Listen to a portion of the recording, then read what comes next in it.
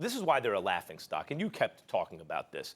If Linda Rambis, Kurt Rambis' wife, is best friends with Jeanie Buss, and so Kurt Rambis has undue influence in the organization, you want to know the truth, Stephen A? That, to me, that doesn't make you a laughingstock. It doesn't make you a laughingstock if some former player is really having an influence on his former organization who won championships with.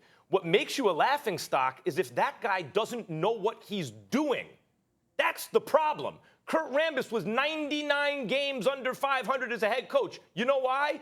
Because 100. he's living in an NBA from 30 years ago that doesn't exist anymore. When he had Kristaps Porzingis, 7'3", and could shoot from the outside, but skinny and young, and maybe, you want to be careful in terms of injuries and fatigue and all those kind of things.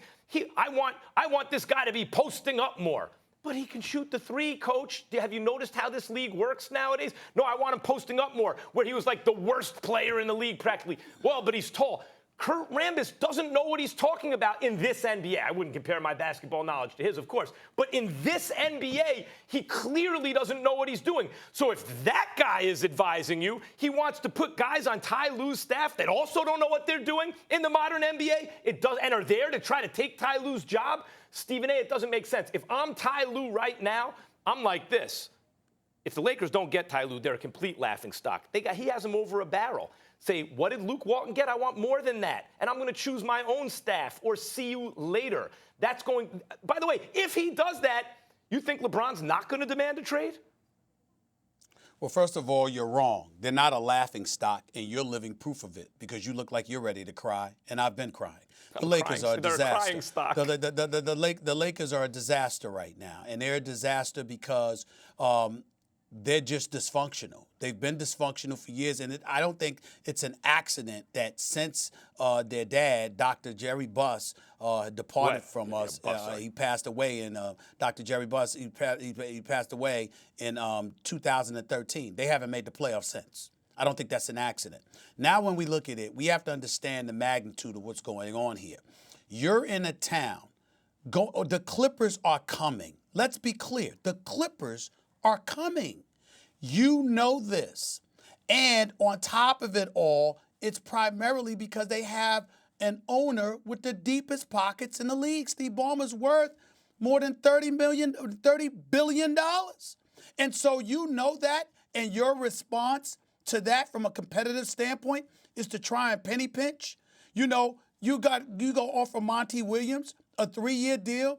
You offer Ty Lue a 3-year deal. What could you possibly be thinking about? Magic Johnson walks out on you and doesn't even give you a call to let you know he's doing so. LeBron James, if there's any truth to the scuttlebutt that he was in Philly trying to recruit Kawhi and that there's a chance that Kawhi was willing to come to the Lakers instead of the Clippers, understand how profound that is. Because if Kawhi were to come to the Lakers, it's a double whammy because you were worried about him going to the Clippers. You take all of these things into consideration, and your response is to lowball and alienate Ty Lue. Why? Because you're afraid you don't want this to be perceived as LeBron James' team like it was in Cleveland, like he's running the organization. Well, guess what? At this particular moment in time, he should, because what's its competition? Linda Rambis? Kurt Rambis? Rob Pelinka? Why shouldn't LeBron be running an organization if that's what your competition is? And so all of these things that have been ignored by the Los Angeles Lakers and Jeanie Buss, a very decent and nice person and obviously business savvy, obviously on the business side, but admittedly having very little to do with basketball, what could you possibly be thinking? And if she's listening to Phil Jackson, let's be very clear. First of all, that's Phil Jackson's an upgrade from Linda Rambis to Kurt Rambis or Rob Pelinka. But we all know what Phil Jackson was as an executive now. Don't get me started. I'm in a very good mood. Don't get me started with what he did to the Knicks. He also couldn't come up. He also couldn't keep up with the changes in the NBA. I mean, you have to adapt. It's bad. If I were LeBron James, you know what I would do, Stephen A? I'd pick up the phone. I'd call Jeanie Buss. I'd be like, check this out. Hire Ty Lue. Do it now, or I'm coming out publicly and demanding a trade.